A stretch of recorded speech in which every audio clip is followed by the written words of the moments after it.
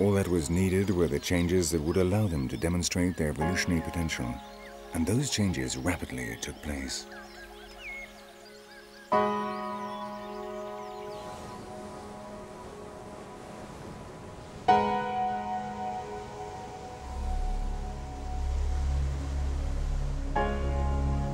When Gondwana broke apart, the mammals were still scarce and primitive, a newly arrived group in a world which already for 3,000 million years had nurtured forms of life. In places that have since that time remained isolated, we can still today find clues as to what those first mammals must have been like. And in Australia, the largest of all, descendants of the most ancient group of all still survive.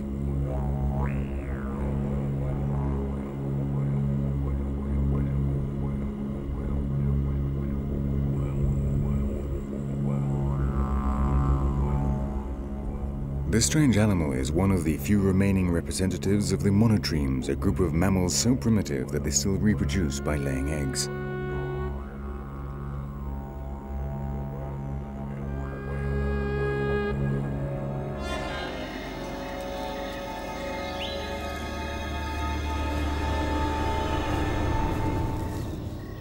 The isolation of Australia meant that these ancient animals were not forced to compete against the more modern mammals which would develop in the still connected continental masses.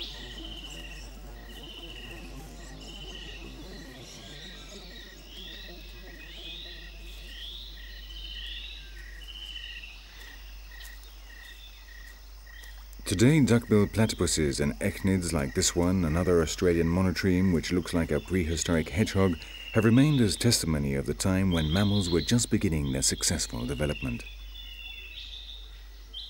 Small insectivores, egg-laying monotremes and primitive marsupials, which developed in the isolation of Australia, were also to be found in the prehistoric jungles of Gondwana. But 50 million years after the peculiar mammals of Australia began their solitary life, their primitive insectivores began diversifying, evolving towards the groups from which would emerge the lemurs, all the monkeys of the world, and even man, the primates.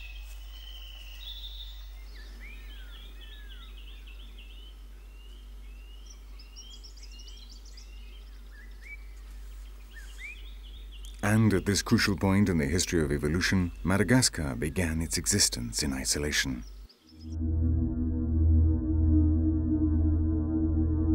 The fragmentation of the continents would mean an unprecedented revolution in the history of life on Earth. Approximately 200 million years ago, the southern supercontinent broke apart, creating Australia, the Antarctic, Africa, Asia, and South America. 80 million years later, Madagascar and India separated from Africa, then drifted for another 45 million years before finally reaching their present positions. And on this strange, wandering island, evolution seemed to come to a standstill.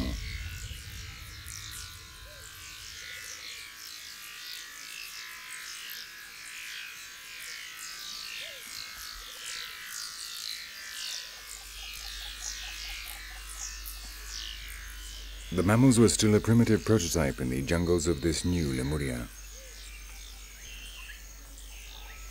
Like a good daughter of Gondwana, the island of Madagascar was a territory dominated by the reptiles and amphibians, where plants and invertebrates formed the basis of the food chain. Arthropods like this giant millipede have inhabited Madagascar since its formation as an island. Its ancestors were already to be found in the jungles of the distant Gondwana, and since then they have made it possible for these silent hunters of the forest to live.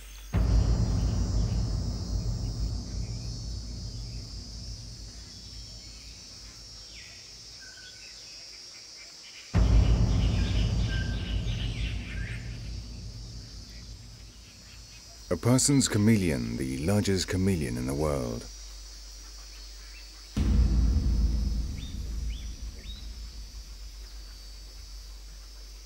There are two males on the same branch, and inevitably they are fighting. Like two caricatures of the colossal dinosaurs that dominated the Jurassic world, each chameleon uses its nasal appendage to try to throw its rival off the branch.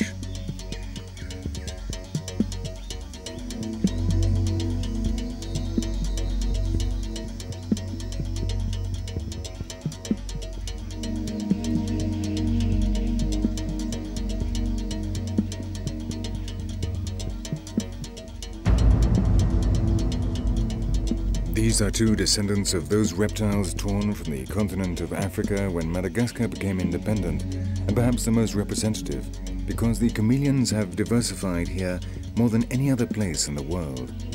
Today, over half of all existing species of chameleons live on and are endemic to the island, and they have become the most numerous reptiles in Madagascar.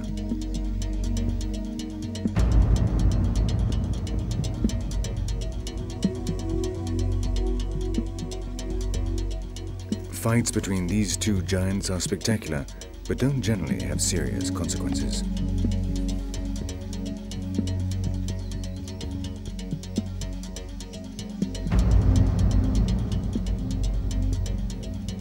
All the violence is concentrated on the protuberances at the end of their heads. By pushing and occasionally biting, the rivals try to push each other off the branch. They do not have powerful teeth, and the nails are not designed for combat or hunting, so the only consequences will be a few bruises and one chameleon whose pride has been wounded.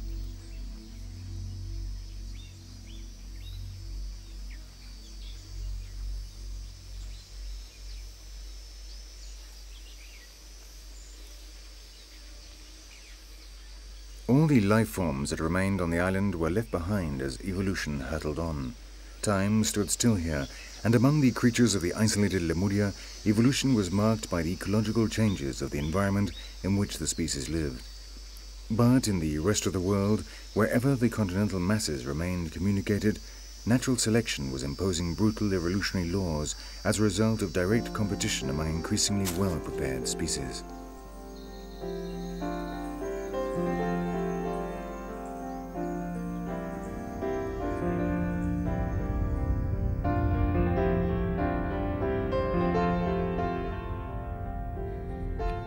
When India separated from Madagascar and crashed into Asia approximately 80 million years ago, the mammals were beginning their impressive diversification.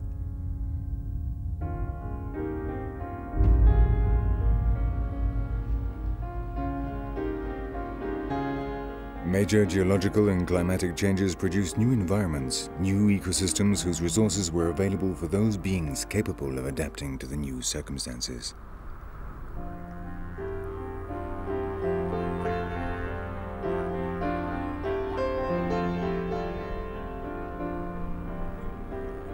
New mountain ranges broke the winds and altered the rainfall patterns. Entire continental masses changed the currents, altering the climate of the whole planet. Deserts and marshes appeared, plains were flooded, and new jungles arose. Animals and plants had to adapt or die. And in this changing world, a group of mammals began to emerge supreme due to its capacity to adapt and diversify. The primates.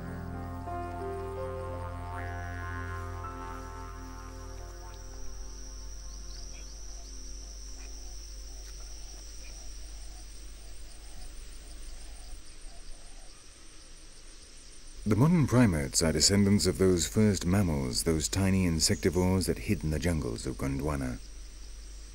Today they have colonized all the continents, and the most adaptable species of all, man, has conquered the entire planet.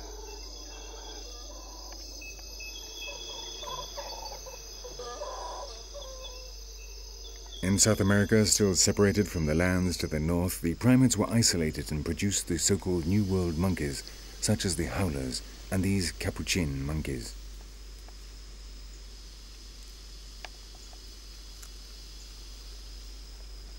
But in Africa and Asia, a group which scientists have called Old World monkeys culminated in the appearance of man and the large modern pongids, the chimpanzees, the African gorillas, and the agile orangutans of Southeast Asia.